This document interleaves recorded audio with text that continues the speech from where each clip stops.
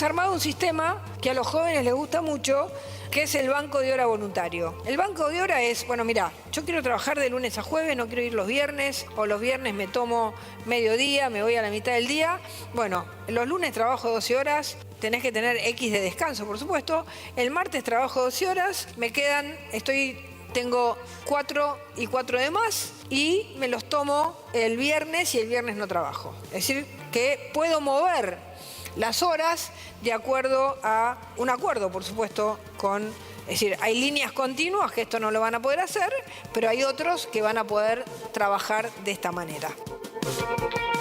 Un truco de la retórica es atribuirle a otros cosas incomprobables. Entonces Bullrich dice, un sistema que a los jóvenes les gusta mucho. ¿Cómo les gusta mucho? Hicieron una encuesta, se sabe. No. A lo largo de toda la exposición de Bullrich ayer, en un evento empresario donde estaba con Paolo Rocca, que también, por supuesto, el gran lobista, no, el gran dueño del consorcio industrial argentino, que tiene, por su capacidad de lobby, tiene varios funcionarios metidos en el gobierno de Milei, pero por otra parte está preocupado porque la política industrial del gobierno le está poniendo en crisis alguna de sus empresas. Bueno, en ese evento, Patricia Bullrich decía esto sobre el banco de horas. Y la verdad es que las realidades laborales son muy complejas. Puede que haya trabajadores por un tipo de actividad que no necesite permanencia horaria, que acepten o que promuevan esta idea de que, bueno, yo trabajo en 4 días por semana, trabajo un par de horitas más por día y me tomo el viernes. Hay actividades que lo permiten, hay otras que no lo permiten. El problema del banco de horas está en los abusos. Sí, porque un día te dicen, ¿no sabe qué? Señor, usted hoy se queda a trabajar 4 horas más. No, pero yo tengo que ir al acto de mi hija. No, la verdad que no estaría sucediendo. Pero tengo que ir a buscar a mi pibe. No, yo necesito que usted se quede a trabajar 4 horas más. Bueno, está bien, me quedo. ¿Cuánto me va a pagar en horas extras? No le voy a pagar horas extras. Mañana venga 4 horas menos. Eso es lo que preocupa. O sea que de un lado hay actividades que efectivamente pueden permitir este banco de horas, pero que en la práctica en algunas empresas ya se hace. Pero por otro lado, o sea, y que depende del tipo de actividad, si es un comercio que atiende de las 8 de la mañana a las 8 de la noche, es muy difícil que haya posibilidad de completar los días. Cada laburo es un mundo. Generalizar para ese tipo de trabajo en general, la legislación laboral lo que busca es evitar los excesos de las patronales. Funciona como un piso de derechos para que los patrones no se abusen, aunque después en la situación de informalidad y en la realidad de cada trabajo, por supuesto, esto es diferente. Pero lo que busca el banco de horas, que Patricia Bullrich dice, bueno, a los jóvenes les encanta, hay que ver si a los jóvenes les encanta que no les paguen las horas extras. En todo caso, que quede a criterio de cada uno si prefiere cobrarla o tomársela en horas extras, si prefiere trabajar menos o cobrar más. Eso sería lo correcto, ya que les encanta tanto la flexibilización, que esa sea la flexibilización. Si el banco de horas es optativo para cada uno de los trabajadores, bienvenido. Si es obligatorio y queda a criterio de la patronal cuando te pagan o cuando no te pagan las horas extras, y la verdad es un retroceso. Con las horas extras no va a pasar absolutamente nada que no pase hoy, sencillamente que va a permitir, y esto es un pedido que hacen los jóvenes principalmente, que tienen un esquema diferente de lo que era el régimen de trabajo tradicional, que es que si quieren irse un día, pueden coordinar con su propio empleador y decir, mira, te voy a compensar esas horas sin necesidad de que me las descuenten. Bueno, ahí lo tiene Julio Cordero. Julio Cordero justamente es el secretario de Trabajo, es un hombre que viene del organigrama de Techín, de haber trabajado en Techín. Es el equivalente al ministro de Trabajo, solo que por aquello de la reducción de ministerios en el gobierno de Milei no hay ministerio de Trabajo, hay secretaría de Trabajo. Y lo mismo, Julio Cordero dice, a los jóvenes les encanta. Sí. Lo que no queda claro es quién define. Si define el empleador si te paga o no te paga las horas extras, y es complicado. Si el que define es el trabajador, bienvenido sea, porque es más flexibilidad en un régimen laboral. Puede que, que alguien tenga que rendir un examen, entonces diga, bueno, ¿sabes qué? Le habla a su patrón, le dice, mira, yo necesito poder trabajar más horas para no venir tal día, bienvenido sea. Ahora bien, si esto es que no te van a agarrar las horas extras, y vamos a ver si los jóvenes que quieren cobrar las horas extras están de acuerdo en que se las dejen de pagar. Una de las cosas buenas que tiene este proyecto es que las indemnizaciones de trabajo prácticamente no se tocan, se ordenan, Sí, se sin causa aclaran. te pagan. Por supuesto, y te pagan exactamente igual que antes, por ejemplo, en lo que es la Ciudad de Buenos Aires, la capital federal o la Justicia Nacional. Se aclara el índice de cálculo. Es lo mismo que estaba antes. El tope son 3 salarios de convenio que estaban ya, se toma el salario más alto. Ahí lo tienen a Julio Cordero. Claro, te presentan. Por eso digo, el proyecto de ley es inmenso, son 70 páginas, más de 190 artículos. Hay metido adentro, y yo todavía no logré descifrar qué quiere decir, hay metido adentro recorte de impuestos a barcos, una cosa rara. Después vamos a ver si a lo largo de la mañana empezamos a entender. Como están redactadas las leyes, vieron que las leyes se redactan para que no las entienda la gente común. Entonces dice, este artículo reemplaza este otro artículo. Entonces vos tenés que andar viendo un rompecabezas, a ver cuál es el artículo de la ley de contrato de trabajo que reemplace tal ley. A lo mejor es un artículo importante, pero no te lo explicitan. En fin, con el correr de los días nos iremos dando cuenta, nos enteraremos cada vez más de qué payaso hay adentro de cada caja. Y cada caja son los artículos del proyecto de ley. Ahí Julio Cordero diciendo, bueno, las indemnizaciones no se tocan, no, momentito. Dice el articulado que la indemnización será la más alta del todo el promedio, pero ¿cómo se calcula ese promedio? Recortándole todos los plus. Básicamente, también después vamos a ir a la discusión precisa, pero básicamente el espíritu de la ley es, ¿saben qué? De ahora en más las indemnizaciones se van a calcular un mes por cada año de antigüedad, ¿sí? Más lo que corresponda, pero sobre la base del mínimo. Y el mínimo, acuérdense que muchas veces el mínimo es muy chiquitito, porque para poder aumentar los salarios muchas veces hay plus por presentismo, hay horas extras, hay comisiones, hay viáticos, bueno, todo eso te lo sacan, y la indemnización, los meses, no sé, 10, 12 meses por indemnización por año trabajado, según una persona que tenga 12 años de antigüedad, te lo van a calcular sobre el básico. Después hay otra cosa, que es, bueno, ¿cómo se calcula la indemnización cuando hay litigio? Para que no haya dispersión, y eso sí ha dado lugar a mucho curro entre los estudios jurídicos y los jueces. Nunca se terminó de comprobar, pero está la seria sospecha de que los jueces regulan juicios altísimos por indemnizaciones, que calculan una vez y le vuelven a aplicar fórmula de interés y más la inflación, más el índice del Banco Nación y qué sé yo. La empresa termina pagando una fortuna y en el medio dice, che, pero ¿cómo calcularon esto? ¿Y por qué lo calculan de manera tan diferente? El cálculo de la indemnización quedaba a potestad de los jueces y en general las cámaras laborales siempre lo refrendaban. Por eso es que en ese punto el gobierno dice, bueno, ¿saben qué? Para que no haya esa dispersión de cálculo y que quede a criterio de los jueces y que quede la sospecha de que por abajo hay un retorno para los estudios de abogados, entonces para eso es que va a haber un cálculo unánime de las indemnizaciones. Pero ojo con lo que dicen los funcionarios, esto de a los jóvenes les encanta, no se sabe dónde sale, la indemnización no se toca, sí se toca porque se calcula sobre el básico. Ojo con lo que van a escuchar en estos días, lo que hay que entender son las precisiones. Pero esto además es el proyecto de ley del gobierno. Acuérdense lo que pasó con la ley bases. En función de la ley bases, aquella ley base que mandaron al gobierno, que después, al Congreso, que después Milei retiró del Congreso y la volvió a mandar, esa ley bases era como la opción de máxima. Cuando se sentaron a negociar, es verdad, tenían menos diputados y menos senadores que ahora, tuvieron que ir podándole cosas que no pasaban. Puede que de todo el proyecto de ley de reforma laboral, el gobierno tenga que ir podando cosas. Y por eso va a haber que estar atento al final del camino, qué es lo que queda de todo esto. Y después vendrá la reglamentación, ojo, porque a su vez el Poder Ejecutivo Nacional va a reglamentar la ley laboral y puede que ahí aparezcan nuevas trampas. Por eso digo, va a haber que estar con los oídos muy atentos, las orejas muy paradas, a qué es lo que queda al final del camino cuando esté la sanción de la ley y la reglamentación.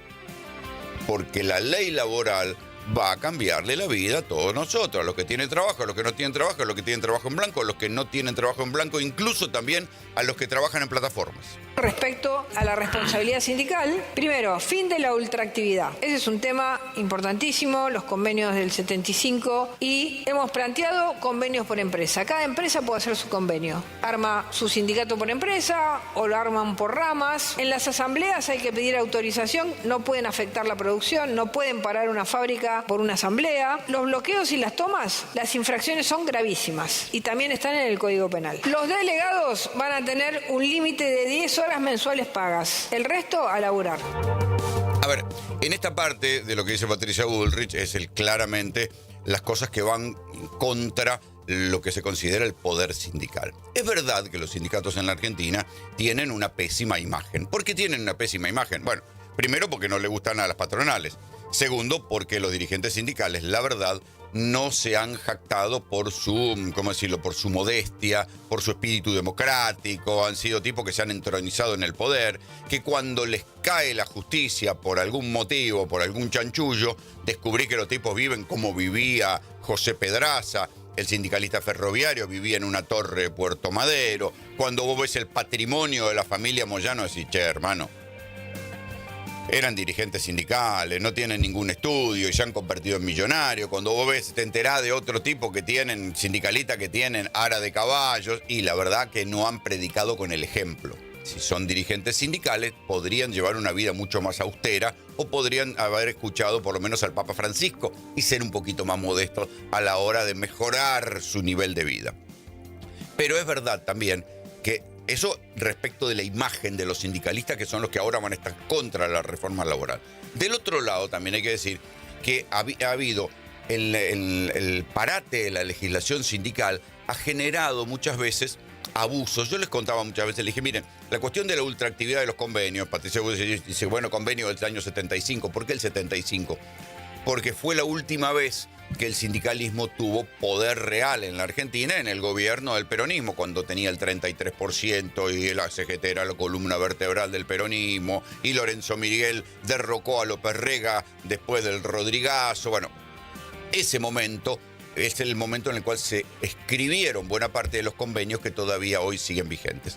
Algunos sindicatos los modificaron, la UOCRA, el ESMATA, en función de la modernización modificaron los convenios, otros no. Esta ultraactividad de los convenios, que si no hay un acuerdo, si el sindicato no dice, ok, vamos a modificar el convenio, no permite la modificación del convenio y queda el convenio anterior, ha generado muchos abusos. ¿Qué es lo que quiero decir?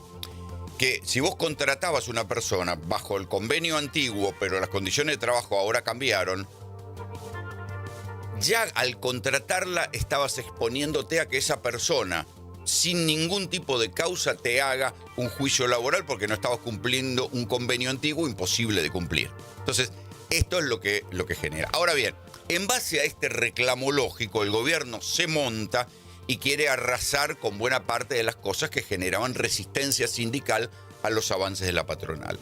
Esto se da en un contexto, además, en el cual el espíritu de la clase dirigente argentina es, muchachos, este plan económico no da para contratar laburantes, más bien da para despedirlos. Entonces, en un contexto en el cual hay retroceso económico, la inflación sigue subiendo, nada del plan Milei indica que la actividad económica vaya a mejorar, los patronales, sean industriales, comerciales, sean de lo que sea, están a la defensiva y dicen, che, ¿sabe qué? Si la ley me favorece despedir, yo despido. Y después cuando cambie el clima veo. Esto es una bola de nieve que va a generar todavía más despidos. Entonces, por eso es que hay que tener en cuenta que algunas cosas efectivamente había que modernizar de la relación de los trabajadores con las patronales y de los sindicatos con los trabajadores y con las patronales, pero el contexto en el cual esto se va a hacer es sumamente peligroso para el trabajo en blanco. Por eso es que al final del camino, otra vez, siempre hay que mirar al final del camino hacia dónde vamos, algunos economistas dicen, ojo, que esto no termine siendo Perú. ¿Por qué hablan tanto del modelo peruano? Porque en Perú el 70% del trabajo es en negro y existen condiciones laborales de contratación sumamente flexibles. Sin embargo, aún así, por más que las condiciones de contratación sean flexibles, que no haya convenio del 75, que no haya ultraactividad, que no haya un carajo de todo lo que hay en la Argentina, en Perú no crece trabajo en blanco porque sigue siendo más conveniente contratar en negro. Entonces ahí es donde dice, che, ojo, porque si no hay clima que genere actividad económica, no alcanzan con las leyes laborales, sino que por el contrario, las leyes laborales pueden terminar favoreciendo el trabajo en negro, que es uno de los grandes problemas de la Argentina, que desfinancia el sistema previsional. Vamos a llevar nuestro reclamo y nuestra postura a cada legislador, a cada legisladora. a cada senador, a cada senadora, a cada gobernador, a cada gobernadora, a cada diputada y a cada diputado. Muchos de los puntos que allí pretenden llevarse adelante son claramente inconstitucionales. Van en contra de los principios protectorios del derecho del trabajo, van en contra de lo que nuestra Carta Magna manda. Y eso va a significar una pelea judicial porque esto directamente será una inconstitucionalidad. El próximo 18 de diciembre, a las 15 horas, a Plaza de Mayo, haremos una movilización contundente para expresar nuestro rechazo a este proyecto de reforma laboral. Quien habla es Jorge Solá, uno de los 3 cosecretarios de la CGT, es un dirigente del Sindicato del Seguro. Y entonces, la CGT, ¿qué es lo que dice? Bueno, nosotros vamos a resistir este proyecto de ley porque no tiene nada que nos interese ni nos beneficie, y lo vamos a resistir en 3 frentes. Primero, en la calle, para el 18, para la semana que viene, está convocada una marcha al Congreso, ya tempranito, ni bien se empiece a discutir en comisiones el proyecto de ley. Vamos a discutir, en el otro frente será el legislativo, intentar convencer no solo a los legisladores peronistas, y vamos a ver si los tienen a todos, porque hay gobernadores peronistas que con tal de que les aprueben leyes pro minería, dicen, bueno, está bien, la ley laboral que me importa, si acá yo no tengo industria, y las que vengan con otra ley, y siga. Hay gobernadores peronistas que, ojo, que han abierto subbloques o interbloques federales y qué sé yo, como los gobernadores de Salta, de Catamarca, que a lo mejor terminan votando la ley, negociando con el gobierno otras cosas. Y después está la batalla judicial. Hay que recordar que la batalla del DNU, acuérdense que buena parte de las cosas del DNU, quedaron vigentes porque la justicia nunca se tomó el trabajo, la Corte Suprema, que está discutiendo cualquier pelotudez, nunca se tomó el trabajo un año después de sentarse a discutir la constitucionalidad del famoso DNU 70 de Milei. Fingieron demencia, fue pasando y nunca dijeron que el DNU fuera constitucional o no fuera constitucional.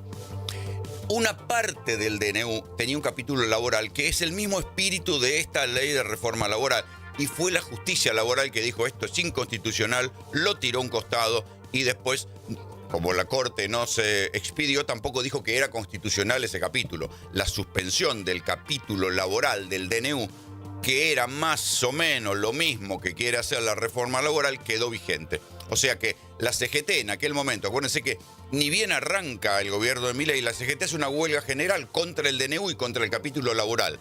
Cuando el capítulo laboral cae en la justicia laboral, la CGT se calmó y empezó algún margen de tranquilidad y paz social. Hubo algunas manifestaciones, hubo una huelga general fallida porque la UTA no fue al paro, y ahora la CGT no está convocando una huelga general. Por ahora está convocando a un plan de acción porque dice, bueno, Milei ganó las elecciones, hay que ver cuánto nosotros podemos garantizar una huelga general.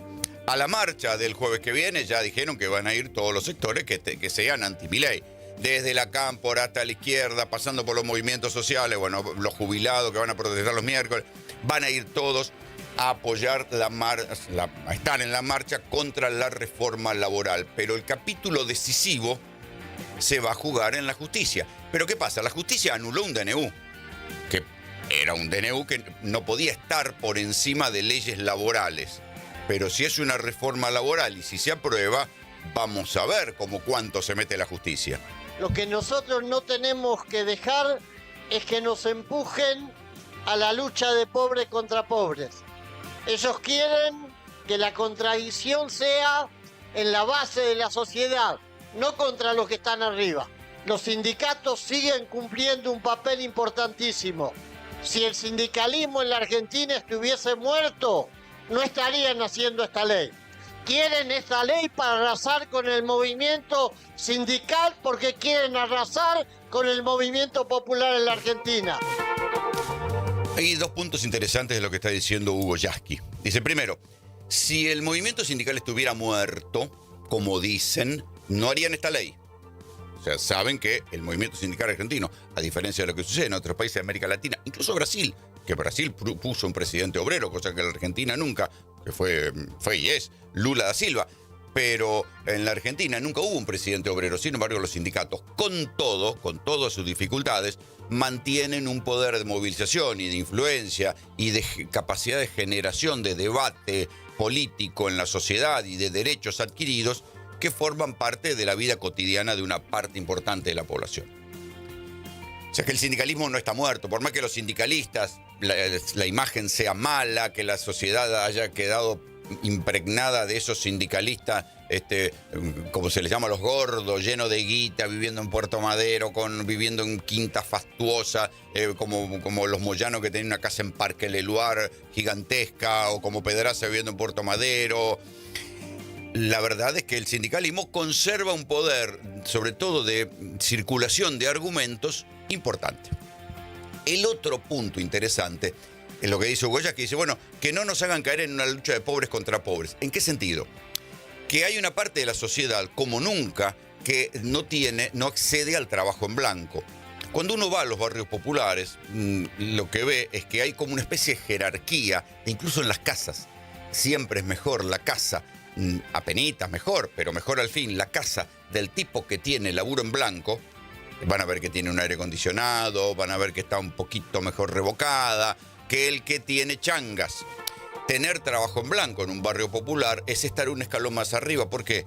Porque tiene vacaciones pagas, porque tiene aguinaldo, porque tiene un mejor salario, porque tiene una actualización salarial por paritarias, aunque las paritarias estén pisadas ahora. Eso es como o sea, la persona que, el albañil que vive de changas trabajando en negro, crece cuando pasa a trabajar en una obra y cobra en blanco.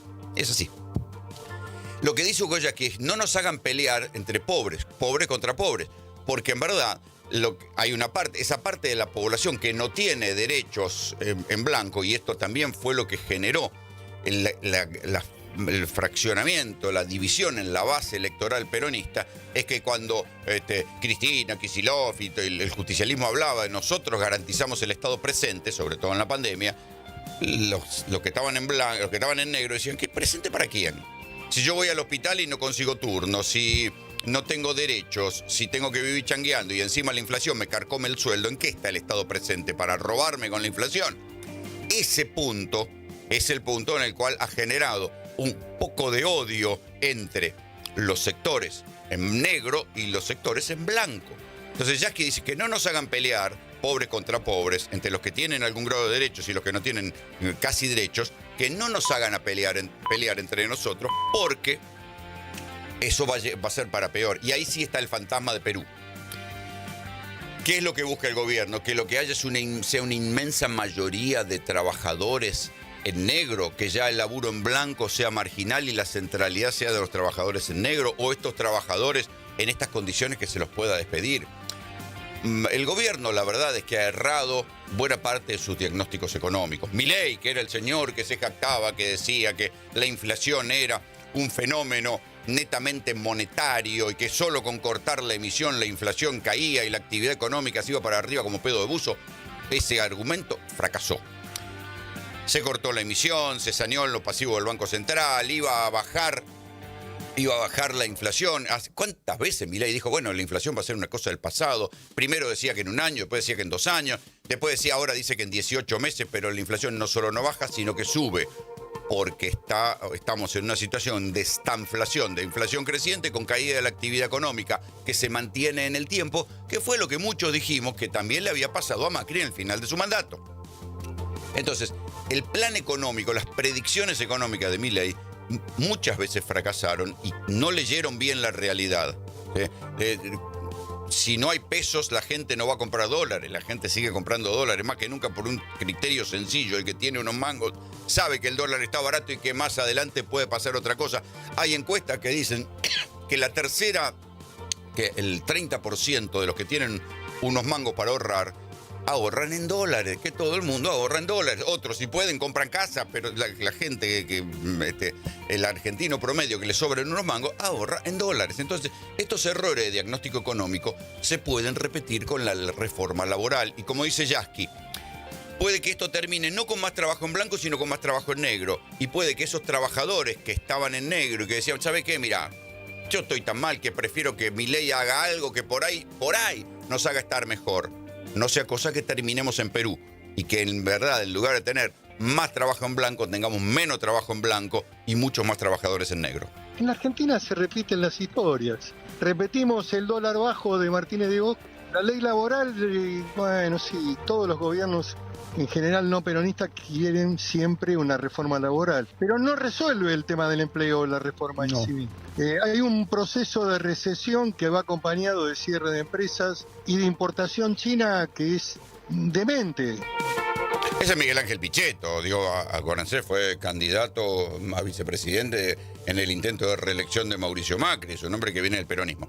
Lo que dice Pichetto es, esto ya lo hemos visto con Cavallo. Claro, ahí Pichetto hace un pequeño truco discursivo, como si Menem, que él fue amigo personal, defensor de Menem, como legislador, no hubiera sido un gobierno peronista. En verdad, lo que hay que decir es que son los planes de gobierno o los planes económicos neoliberales los que insisten siempre con las reformas laborales y la flexibilización.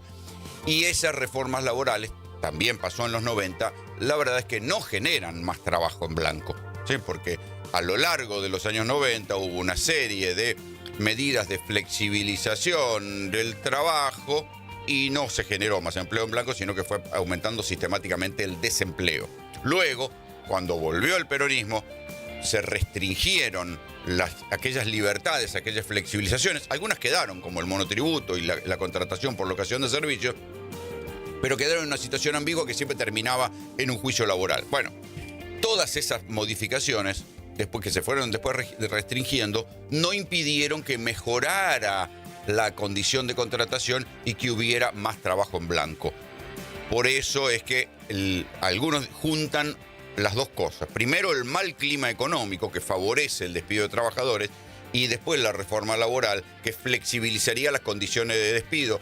Y entonces algunos dicen, si se juntan estas dos cosas, va a terminar en un aumento de la gente despedida, y esa gente despedida después va a ser una tentación para contratarla en negro, e iremos al esquema peruano.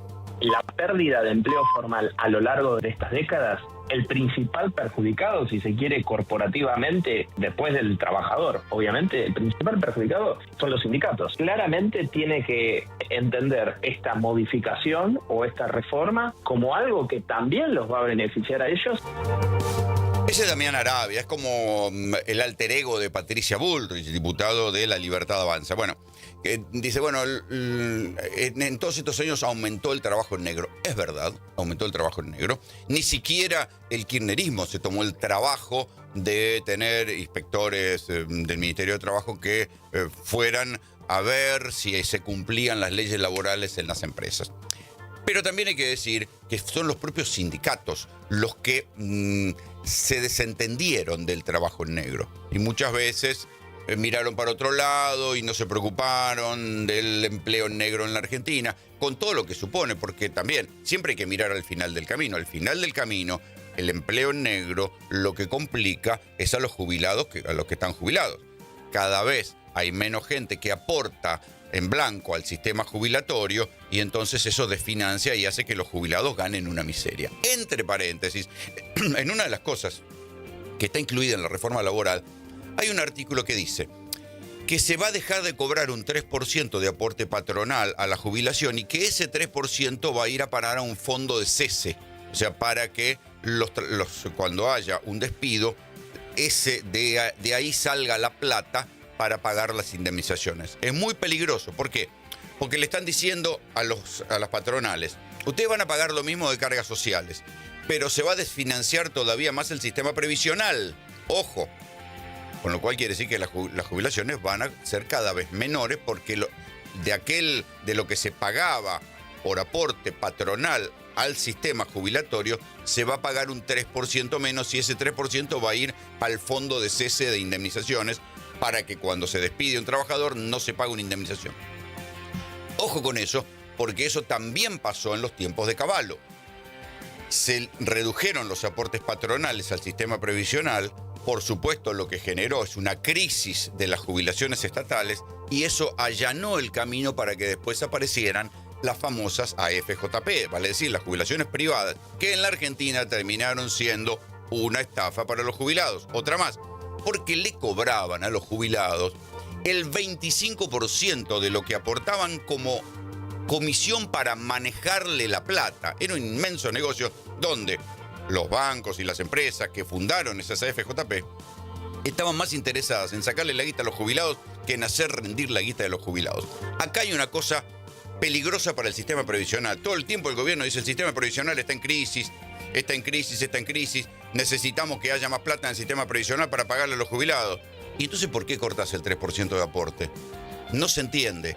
Por eso es que algunos dicen que detrás de esto también viene, a mediano plazo, como les digo siempre, hay que mirar al final del camino, a mediano plazo viene el regreso de las jubilaciones privadas.